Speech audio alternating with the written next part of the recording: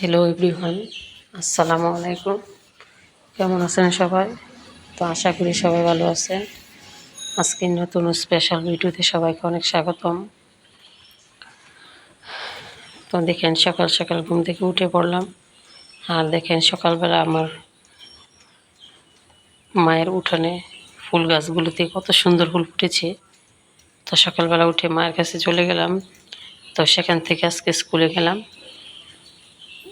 তো আজকে দেখেন আমার ফুল বাগানে বন ফুলগুলো ফুটেছে অনেক। মাশাআল্লাহ, ফুলগুলো খুব বড় বড় ছিল বন ফুলগুলা। আর এখানে দেখেন এটা হচ্ছে বাঙ্গি গাছ, বাঙ্গি ফুল ফুটেছে। আর এইদিকে আরেকটা ফুল দেখেন, এই ফুলটা খুব সুন্দর। তো খুবই সুন্দর মাশাআল্লাহ, তা আল্লাহর নিয়ামত। আর এদিক দিয়ে দেখেন আমার মা একজোড়া কবুতর পালন করে, দুজোড়া। আর সাথে দেখেন ওরা কি করতেছে, ওরা শরবত নিয়ে ঘরের ভিতরে চলে যায়। তা আজকে আপনাদের সাথে আমার একটি কথা শেয়ার করছি মনের। তো আমার হাজব্যান্ড প্রবাসী, তো সে কুয়েত প্রবাসী। তো কি বলবো, সব প্রবাসী বউরা সুখী হয় না, এটা সবার ভাগ্যে জোটে না। এরকম আমার বেলাও, সে 3 বছর পর এখন বাংলাদেশ আসছে, কিন্তু আমরা বলতে পারতাম তার ছেলে মেয়ে বা আমি কেউই জানি না। তবে এমনটা যেন কারোর সাথে না হয়। 3টা ছেলে মেয়ে রাখা মানে থাকা সত্ত্বেও সে এখন বিভিন্ন সমস্যা নিয়ে ঝামেলা বাঁধায়। এক হচ্ছে খরচের টাকা নিয়ে ঝামেলা বাঁধায় 2 দিন পর পর। দ্বিতীয় হচ্ছে সে মানে তার কাছে হয়তো বা কেউ কান পরামর্শ দেয়, যার কারণে সে মানে অন্যর পরামর্শ নিয়ে সে এখন আমাদেরকে বিভিন্নভাবে টর্চার করে, বিভিন্ন কথা বলে, যা সহ্য করার মতো না। তো সবাই আমার জন্য দোয়া করবেন। আর আমি সবার জন্য দোয়া করি যে আর কোনো বোনের জন্য এরকম না হয়। আর এরকমটা হওয়া স্বাভাবিক, কারণ আমি পড়াশোনা করেছি, আমি এখনও কোনো চাকরি বাকরি করতে পারতাছি না। এক, বেকারত্ব জীবন আমার। দ্বিতীয় হচ্ছে এখন আমার 3টা ছেলে মেয়ে হয়েছে, আমার খরচ বেশি হয়েছে। কিন্তু উনি চায় আগের মতো নিয়ে আমাকে 5,000 টাকা দিয়ে চালাতে, কিন্তু এখন তো আমি 5,000 টাকা নিয়ে 3 ছেলে মেয়ে নিয়ে চলতে পারতেছি না। তো এখন কী করব? তো বরাবরের মতনই চাকরি খুঁজছিলাম। তো চাকরি খুঁজতে খুঁজতে দেখা যাচ্ছে যে লাস্ট পর্যায়ে এখন আমি বাবার বাড়িতে আসছি। তো আসার পর এখন আমি ছোটোখাটো একটা কিন্ডারগার্টেন স্কুলে মাস্টারি করি। তো কিন্ডারগার্টেন স্কুলে গ্রামের ভিতরে মানে ওই রকম বেতন দেওয়া হয় না। তো তারপরও মোটামুটি চলে, কোনো রকমে সংসারটা চালিয়ে নিতেছি। কিন্তু হাজব্যান্ড তো এটা বুঝতেছে না। তাকে তো মানুষ বলতেছে যে আমি নাকি ইনকাম করি আমার মাকে দিয়ে ফেলি, কিন্তু আমার মার কিন্তু ছেলে নাই, আমরা 4টা বোন। আর মাকে দেওয়া কিন্তু স্বাভাবিকই। যদি আমার বড় কোনো ইনকাম থাকতো তাহলে আমি আমার মাকে দিতে পারতাম। ইনকাম না থাকা সত্ত্বে আমি এখনও কোনো কিছু করতে পারতেছি না। আর আমার ওই বোনরাও বেকার, ওদেরও বিয়ে হয়ে গেছে, যে ওরাও যে আমার মাকে দিবে ওইরকম না। কিন্তু আমার বাবার কিন্তু জায়গা জমি সবই আছে। জায়গা জমি থাকা সত্ত্বেও এগুলোই আমার মা মানে মানুষকে দিয়ে ভাগ বন্টক দিয়ে মানে বর্গা টর্গা দিয়ে এভাবে চলে কষ্ট করে। কিন্তু বছরে ভাত খেতে পারলেও বাজার করাটা খুব কষ্ট হয়ে যায়, যেহেতু ফ্যামিলিতে ইনকামে মানুষ নেই। তো সবাই আমাদের জন্য দোয়া করবেন। আর আমার ছোটো বোনটা মানে বর্তমানে একটা স্কুলে ঢুকছে, কিন্ডারগার্টেন। ওই স্কুলে আবার হাই স্কুল লেভেল পর্যন্ত আছে। তো সবাই দোয়া করবেন। আর সে কিন্তু টিউশনি করে, তারপরে স্কুল করে। তো স্কুল আর টিউশনি করে কোনো রকমভাবে মানে মার সংসারটা সে চালিয়ে নিচ্ছে। আবার তার পড়াশোনা সে চালিয়ে নিতেছে। সে পড়ে অনার্স 3rd ইয়ারে উঠবে।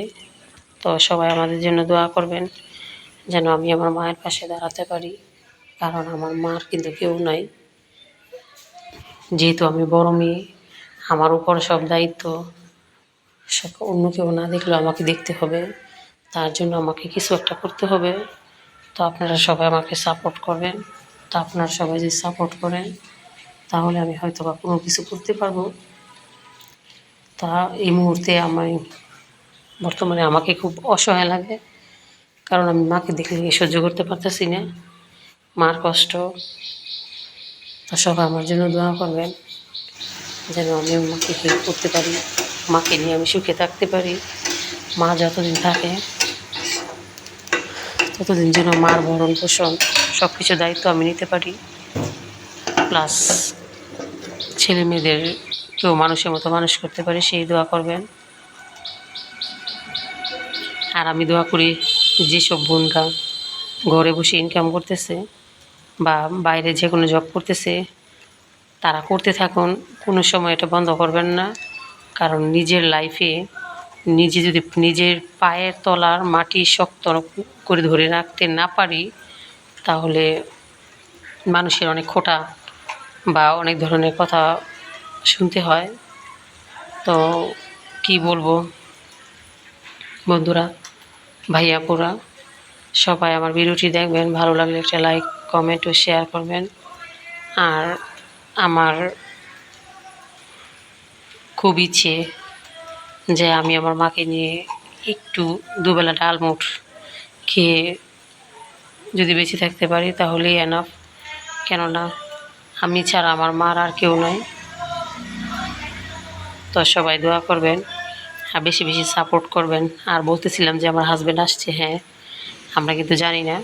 তো সে রমজানের আগে আসার জন্য খুব চেষ্টা করছে, কিন্তু হচ্ছে না। কিন্তু এখন কিন্তু অলরেডি সব হয়ে গেছে, ছুটি কনফার্ম হয়েছে 3 মাস 2 দিন, তারপর টিকিটও কাটা হয়েছে 3 মাস 2 দিন। সে বাংলাদেশেও আসছে, কিন্তু আমরা জানি না। সে শপিংও করতেছে, তাও জানি না। মানে বরাবরের মতো কথা হয়, বাট কথা হয় না এরকম না, কথা হলেও মানে বিয়ে ভেতরে মানে কী করতেছে এগুলো জানতেছি না। হয়তো বা একটা সারপ্রাইজের মতন লাগতেছে, আবার এরকমটাও না। তো কী বলবো, মনের ভিতর খুব কষ্ট হচ্ছে, কারণ বরাবরের মতো এবার নিয়ে এসে 5মবারের মতো বাংলাদেশে আসছে আমার বিয়ের পর। তো আমার বিয়ে হয়েছে 16 বছর। তো এই 5মবারের মতন সে বাংলাদেশে আসছে আমাকে না বলে। আগে পরে কিন্তু যখন আসতো তখন আসার সময় আমাকে বলতো, আর যত শপিং আছে সব কিছু আমাকে ভিডিও কলে দেখিয়ে করতো। কিন্তু বর্তমানে এখন যে আসছে শপিংও করছে, কিন্তু এগুলো আমি বললে সে বলে না আমি কোনো কিছু করি না, বা এরকম হয়তো বা কিছু গোপন রাখতেছে আমার কাছে, কিন্তু জানি না কেন এরকমটা হচ্ছে। তো সবাই দোয়া করবেন যেন অন্য কোনো কিছু না হয়, কারণ আমি চাই আমার 3টা ছেলে মেয়ে হয়েছে তাদেরকে নিয়ে, হাজব্যান্ডকে নিয়ে ভালো থাকতে, কিন্তু আমি চাই না কোনো ঝামেলা জড়াতে। তো আমার যেন কোনো ঝামেলা না হয়, আসার পর যেন সব কিছু ঠিকঠাক হয়ে যায়, সবাই দোয়া করবেন। কিন্তু আমার ব্যথাটা খুব কষ্ট হচ্ছে, যখন সে আমাকে আমার চাকরি নিয়ে বা আমার টাকা মানে সংসারে খরচা নিয়ে খোটা দেয়, তখন আমার কিন্তু খুব কষ্ট হয়। তো এই কষ্টটা সামলানোর জন্য মানে চাপিয়ে রাখার জন্য আমি স্কুলে ঢুকছি। স্কুলের এই জবটা না করলে হয়তো আমি মানসিকভাবে আরও ভেঙে পড়তাম। আর যেহেতু আমার ছোটো ছোটো 3টা বাচ্চা, তো সবাই কিন্তু, তারপর সাথে আমার মা আছে, তো সবাইকে ভালো রাখার দায়িত্ব কিন্তু আমার নিজের একাই, যেহেতু আমরা 5 জন মানুষ। তো সবাই আমার জন্য দোয়া করবেন আর আমিও আপনাদের জন্য দোয়া করি। তো আর না টেনে পুরো ভিডিওটি দেখবেন, একটা লাইক কমেন্ট ও শেয়ার করবেন। আর আমিও চেষ্টা করব প্রতিদিনের মতনই নতুন নতুন ভালো ভালো ভিডিও আপনাদের সামনে আনতে। ধন্যবাদ, টাটা।